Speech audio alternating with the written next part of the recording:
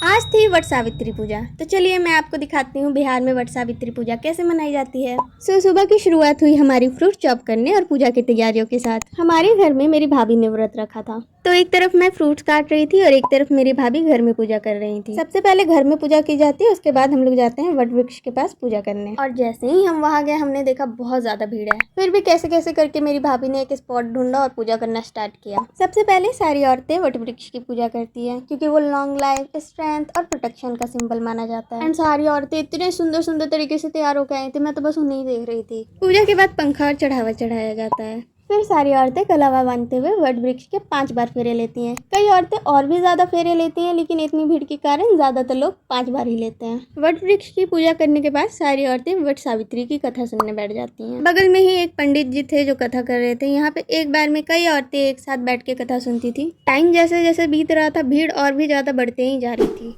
यहाँ पे हमारी कथा एंड हो गई है। उसके बाद सारी औरतें पंखे में प्रसाद रख के 5 स्त्रियों को देती है एज अ ब्लेसिंग। एंड बस इतने पीसफुल और स्पिरिचुअल दिन के बाद हम घर वापस आ गए। आपके यहाँ वट सावित्री पूजा कैसे मनाई जाती है? Let me know in the comments.